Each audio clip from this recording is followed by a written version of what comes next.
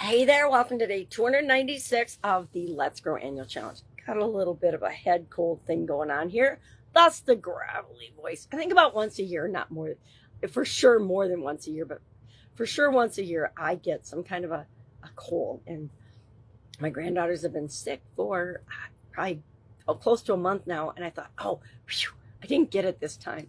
And lo and behold, as soon as they're better, I get sick. So I'm not sick, I just have guck in my head, which makes my voice annoying at best. So today we're talking about the Lifeline exercise and communication growth. And of course, whenever we talk about that, we talk about it once a month for sure with respect to each of the different areas and aspects of our life. I pull out my first timeline from 2021 when I started sharing this online.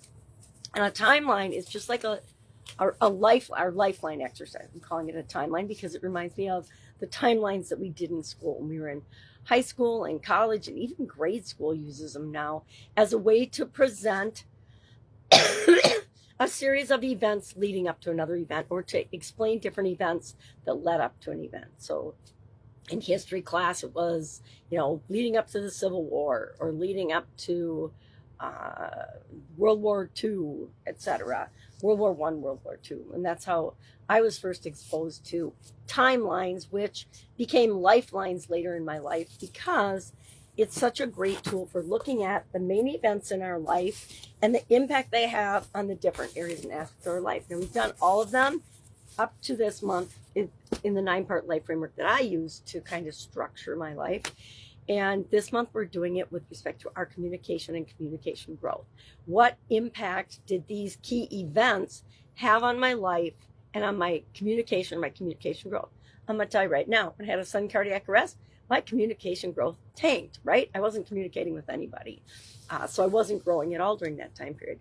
What other events? There's been so many events in my life, but we want to just take a quick run through the timeline that we've already created, the lifeline that we've already created for ourselves, and then just think about each of those events briefly and how it was positive or negative for our ability to communicate. And if when I was sick, I had to learn, and when I've had different illnesses in my life, I had to learn to communicate better what was going on with me and inside my body. Guess what?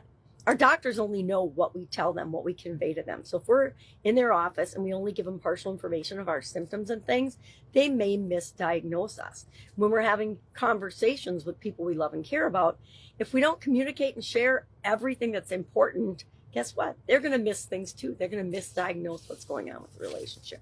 So it applies to all the areas and aspects of our life. Communication is one of those fundamental, foundational skills that we want to always be improving.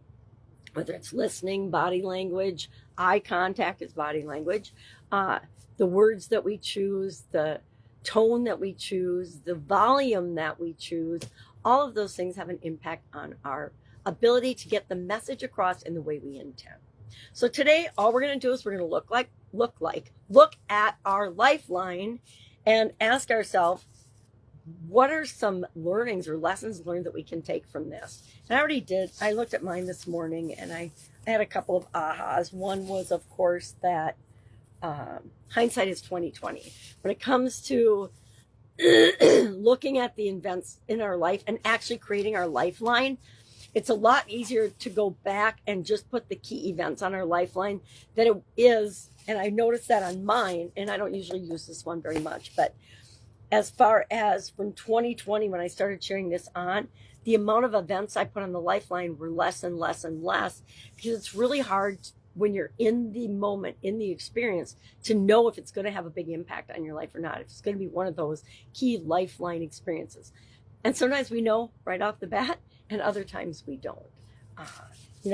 Birth of my grandchildren, of course that's going on my lifeline. Death of people I love and care about, that goes on my lifeline too, if they had an impact on my life. So that's it today. Any questions? Please hit me up. I'd love if everybody would just share one aha in the comments below, one thing that they realized about communication and about themselves by doing this exercise. That's it. Have an awesome day. Any questions, you can always ask me. Otherwise, and I'll talk to you in my gravelly voice. Have an awesome day, and I'll, of course, be with you tomorrow.